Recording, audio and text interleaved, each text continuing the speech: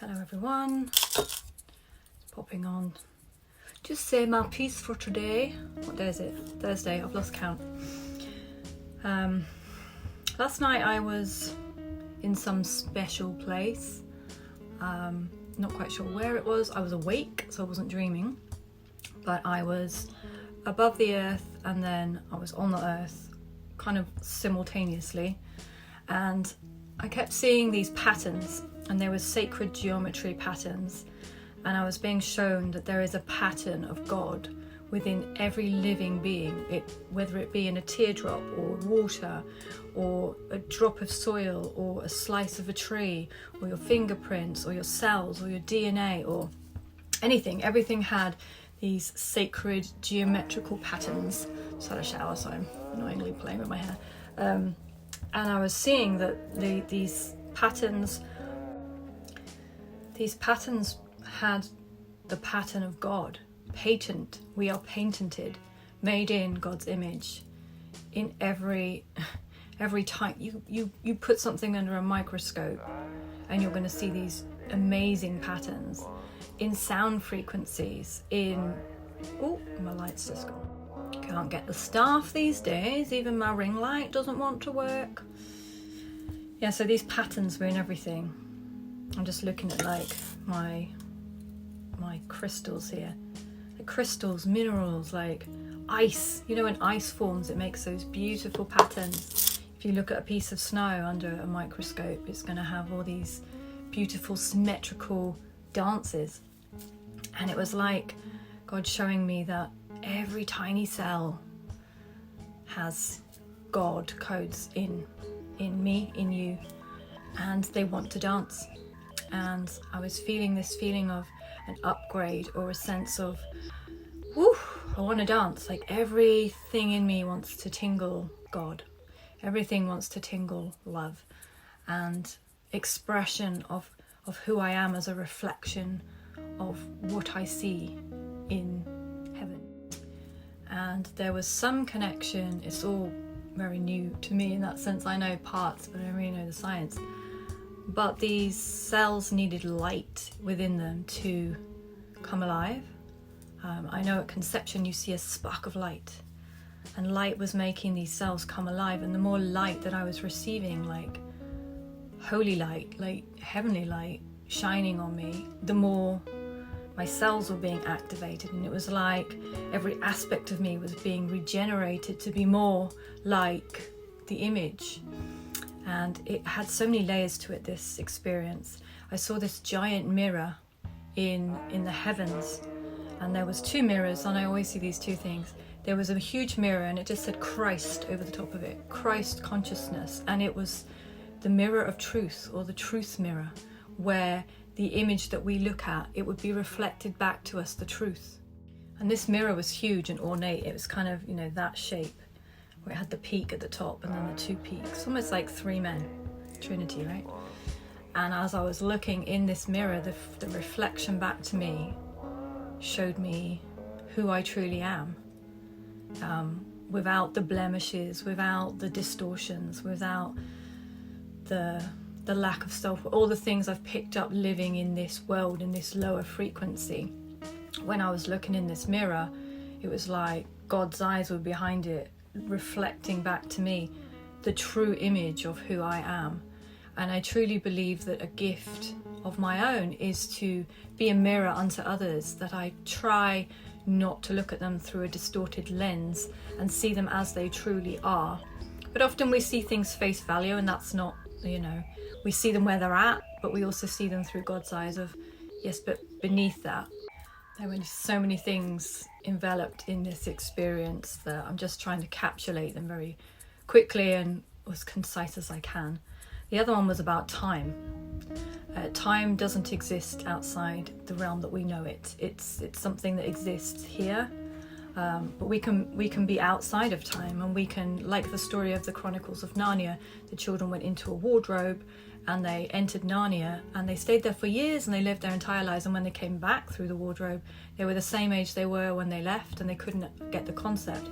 Heaven is a lot like that. When I spend time in this eternal state, it can feel like hours, and the amount of information and the experience that I receive, and I'm like, oh, 10 minutes has passed, but it seemed like an eternity that I've just spent in that place. Time does not exist. And in that respect, there was a message to not worry if you feel like you're getting too old to do that thing, or you haven't spent enough time doing what you wanted to do. There is always time, in the sense of you can choose today that you want to align yourself to the true reality of who you are and what your soul wants to be in this vessel. And you may think, well, I've said it myself, I'm nearly 50 in a few years, and how am I only starting to step into my music now? But I've spent a whole life being a mum and being a wife and all sorts of things. Yet God clearly spoke to me and said, if you look at any of the stories in the Bible, the people that were chosen all said, but I'm too old. You've come too late. I'm an old man, or I'm an old woman. Why are you calling on me now? But that is the beauty of being in different realms. It doesn't make sense to your mind. It's renew your thinking, renew the way you see things. I was seeing that maybe you've resisted your purpose for decades, and now you've suddenly gone, oh, I really want to do my purpose. Is it too late? No, because what I'm finding is I seem to work so fast, like miraculously fast. I can pour out a whole album in a day or two, or I'll just have a million tracks that are going, or a million words, a million thoughts, and I want to write books, and I do all these things, ding, ding, ding, ding, ding, and all this information comes through me, and I think it's to be like a funnel, to be poured out, to turn into matter for others, so that they can read, they can hear, they can be inspired.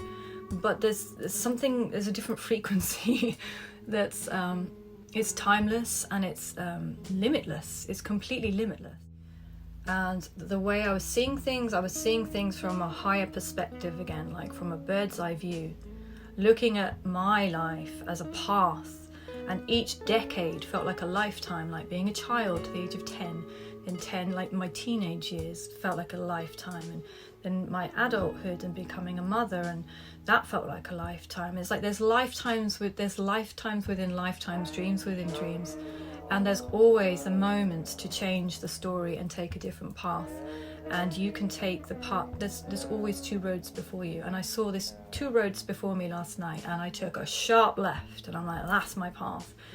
And something else on that note, if you're even just slightly being inauthentic in who you are, you're going to attract that element of inauthenticity in everything, in your friendships, your relationships, where you are, where you stand.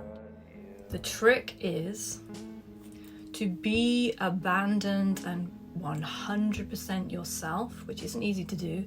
In order to do that, you've got to throw off all the limiting beliefs and words that people have spoken over you and the way you view yourself. Step into your purpose, be aligned to your purpose, and this is who I am, and really stand in that. And don't waver. Don't waver to who you are at all, in your morals and the way you speak, in the things you agree to, and the things that you collab with, the things that you do. Don't waver even 10%, because when you're on your path, it's like a magnet that will attract that which you are unto you. So even if there's like 20% of you being inauthentic and just trying to keep the peace, or trying to if you're trying to do anything you know doesn't feel authentic, you're going to attract more of that, right? So be truthful with yourself. I think the final part was a quote that said, attachment brings suffering. The root to suffering is attachment.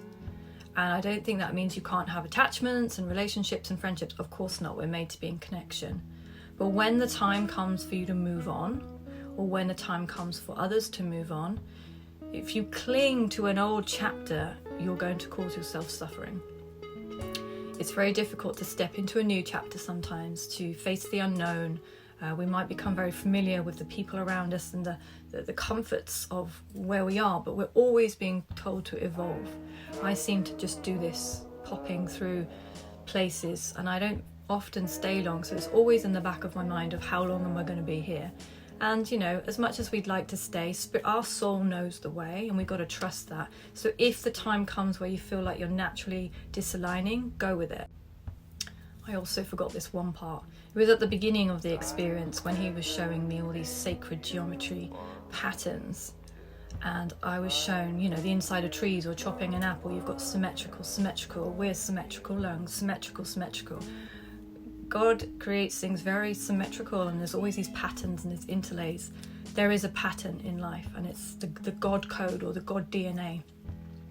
When I was seeing this, I saw a pine cone. It was this really cute little pine cone, and I saw the patterns in the pine cone, how the beautiful kind of triangles and the shapes, and it went dunk right into my head, and I realized, oh, this is the pineal gland. And as soon as I realized the spirit was touching my pineal gland, this illuminated light shot up, like bright blue white light, and it went all the way up to the heavens, into the universe, where this crowd of people were up there, like I don't know what they were, angels or beings, and the light hit and they were like, oh, it's like I'd sent a message, and they said, oh, she's ready now. I really do believe that there are timelines. Before we fell to earth, this is my belief, you don't have to believe it, we've already agreed to what we're going to do down here. I've seen things, premonitions, prophecies way ahead of time. It's all written in a book. Not all of it, but most of the stuff I'm doing now was written 25 years ago. We, on some level, know who we are and what we're here to do. That's why you get that itch when you're in the wrong place or when you know you need to move. This beacon of light that went up was a message that I'm ready for something. They were about to assist me or send down, and I woke up feeling so activated and ready and more alive and more in tune, and like my ears were pricked and my eyes, I could see things, I could sense things, I could feel energies much more. When the time is right and you step into a place where you're aligning and agreeing with who you are in your soul purpose, you have every tool that you need to equip you to do that task. And it won't feel like a task if it's your soul calling. It will feel like playtime. It will feel like joy. It's the thing you love to do that you can't not do. Spirit was also showing me that predominantly throughout the Bible, and there's other books that I read too, but these are the stories I grew up with. The people that were chosen to carry out a big mission were usually people of a disposition or a disadvantage. We had stuttering fools, we had old people. You know, these aren't the people that men would choose this day and age. You know, you'd choose strong. No, God always chose the little one with a slingshot. So just come with your offering of a slingshot and ask. People come and ask me, how do you get these messages? How do you do this? Ask and you shall receive. Seek and you shall find. Knock at the door and it will be opened unto you. If you're searching for something, then the answers will come. You'll always be answered. Maybe not in the way or the timing that you want, but you'll always be answered. So if you feel a call to step into something and you're a bit worried or you're a bit afraid, do not be afraid. People were chosen with the least, even the less of those were chosen to do mighty things. And I believe we've got a lot of mighty, one of my bands is called the Mighties. So it was an accident we called ourselves that, but we are mighty, we can be mighty. So if you're feeling a call, know that you can be and you are mighty and you are perfectly capable of fulfilling your destiny.